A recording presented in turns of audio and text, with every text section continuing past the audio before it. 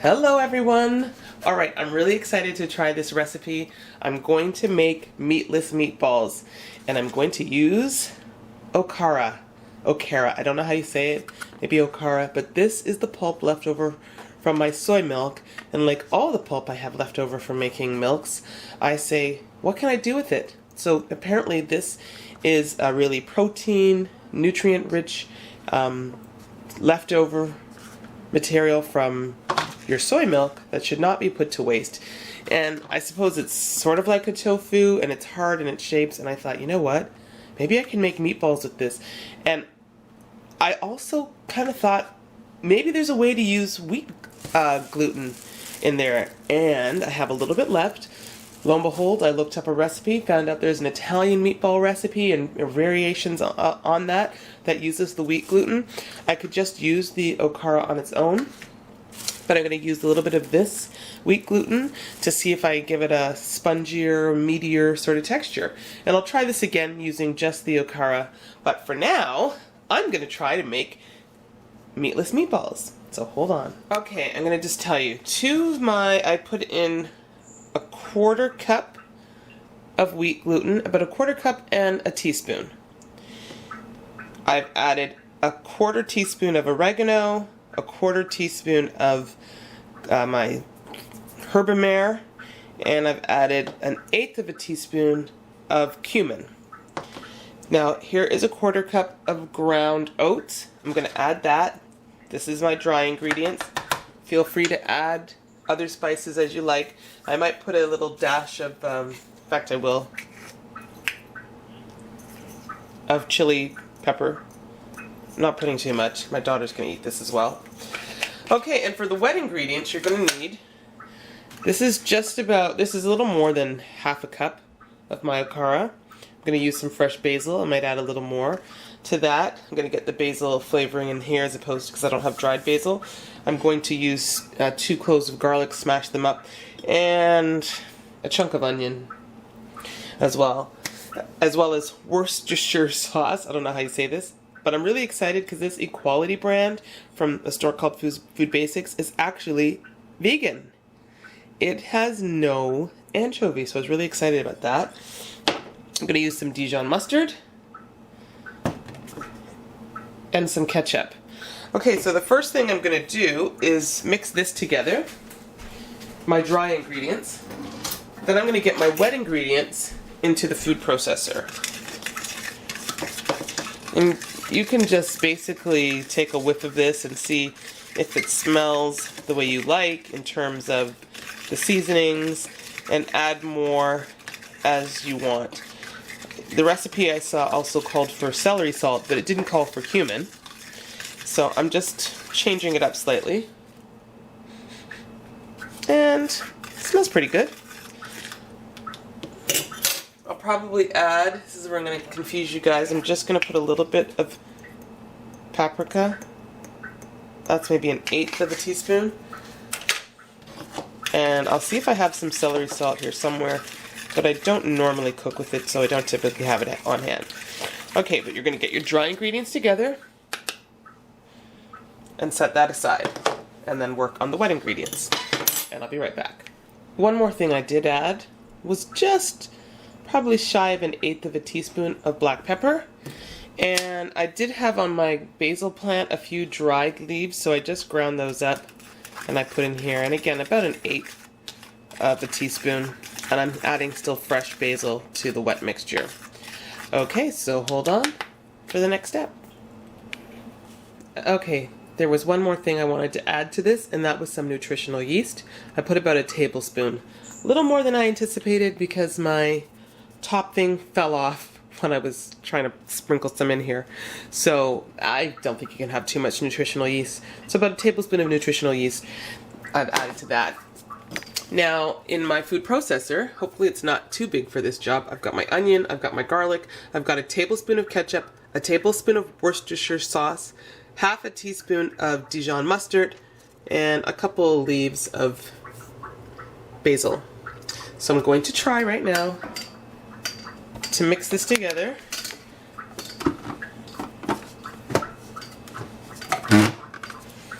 And I'm going to hit pulse.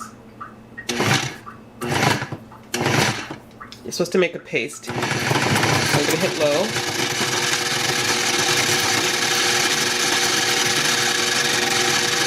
Make a paste out of this before you add the Okara.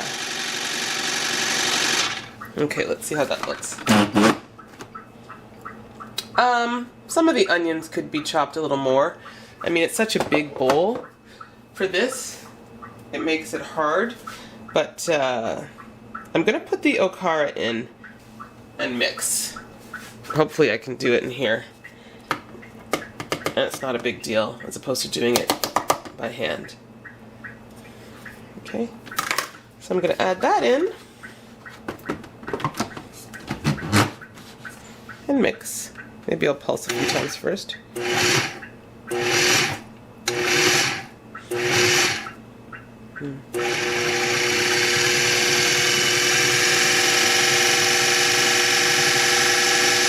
Mix until incorporated. Okay, this is what it looks like. So it's a sticky, sort of crumbly consistency. And I'm going to put my dry mixture right into this and hope all goes well. Alright, so this is my gluten flour dry mixture.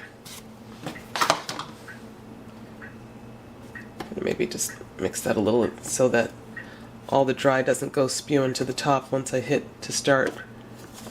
You can do this part by hand, but let's see how it works out in the food processor. It smells good. Oops, so I gotta go right there, over, and I'll pulse a little first. Let me zoom in, and I'll hit low. The good thing about this is it's good at kneading dough into a ball, so hopefully it does the same with my gluten flour mixture, and if not, I can take it out and mix it together myself. I see some right here is not quite mixing in. But let's take a look at that. It smells good with that basil. Okay, I'm going to lift this up so you can see. I'm going to take this out and continue mixing by hand to form the balls. So hold on. Okay, this is what the mixture looks like. And I'm just going to take it and start forming it into balls, and that's all you have to do. Now you could simply bake this, which I am going to do. Actually, let me put the oven on. I'm going to bake it for about half an hour, but I think I actually want to lightly saute them on the stovetop first. I mean, you can save that step if you're worried about extra fat and all that stuff, but you know what, I want to see them, at least at this point, looking a little more like meatballs. So we'll see how that turns out. So I'm going to shape all of these and come back in a moment. See, that's how they look right there. I'll come back when I have them all shaped and ready to saute. This is what the meatless meatballs look like. Formed up really nicely. And I've got a stove here, not quite medium, a little higher than medium heat. And I'm just going to put these in. Got a couple tablespoons of refined coconut oil in there so I don't get the taste of coconut. You can use canola, whatever you like, even olive oil if you keep it low enough. Just going to put these in there so that give them a nice brown coat before putting them into the oven. So just watch the meatballs here, meatless meatballs, and turn them as necessary. Probably a few minutes on each side. You can put them, they're balls, so you can also roll them around as necessary if you want the whole thing with like a golden brown coating over it. Or you don't have to do that. We're going to bake this in the oven. I think I'm going to put it for half an hour. You know, I've always, when I've used the wheat gluten, I have boiled it. So the one recipe I found said steam it. I did find someone else who bakes hers. But, you know, I didn't use a ton of wheat gluten, but still I want this to be cooked through. I'll be back when I'm ready to line these on my tray and put them in the oven. It smells really good. I'm ready to put them on my baking tray.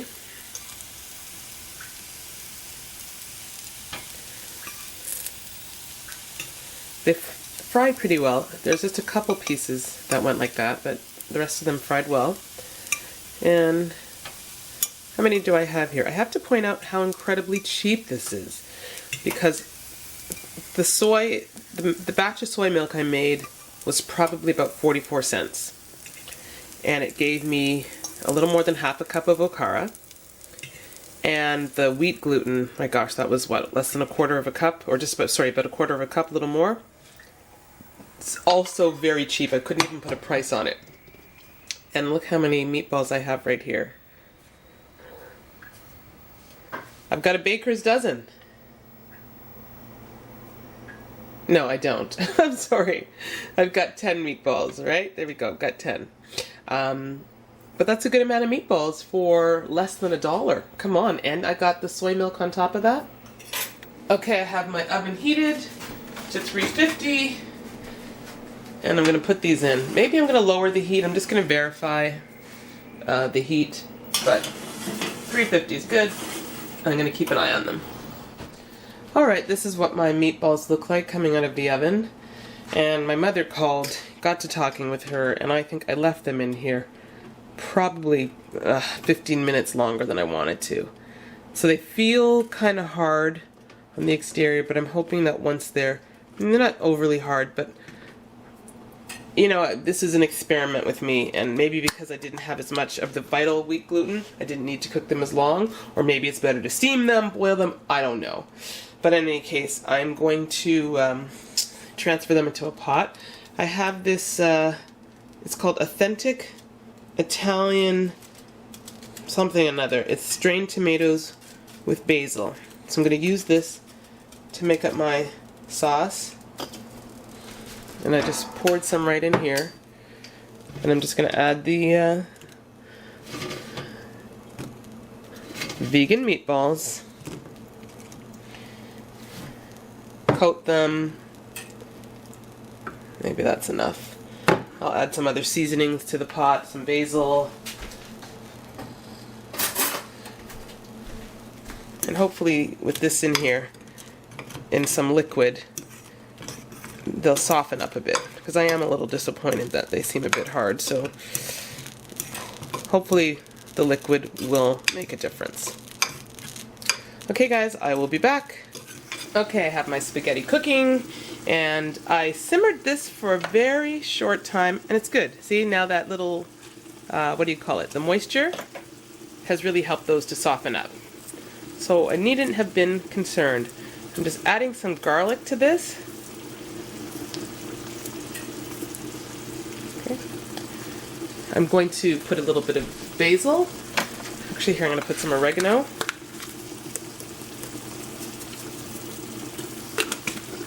A little bit of extra virgin olive oil. And I have this below medium heat right now. A little bit of olive oil.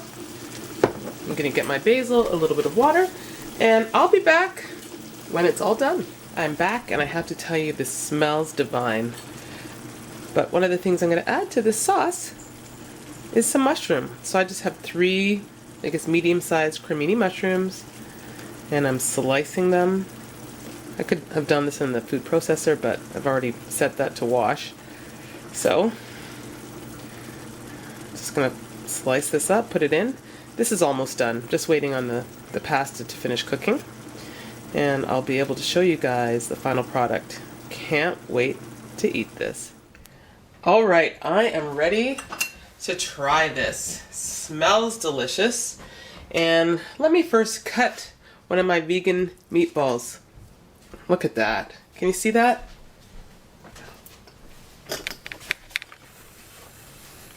I mean, it looks good on the inside. It's moist. Looks like a meatball. Just taste it a little bit. The flavoring is so delicious. I don't know if we let my daughter give us her opinion right here.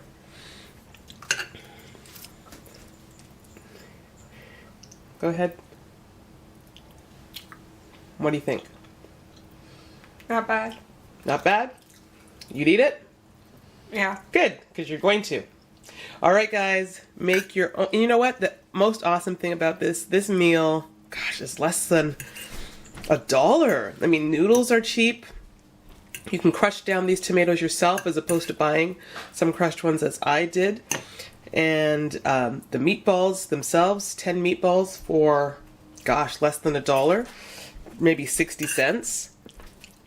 And it's unique in terms of, you know, not the typical veggie stuff. So you make something that is typical comfort food. You get to enjoy it, tastes good, and it's healthy. All right, thanks for watching. All right, I just asked my daughter if she wanted 3 or 4 meatballs. She said 4. So that tells you it's a winner. This tastes great. Try it. You'll love it. Let me know if you do. Bye.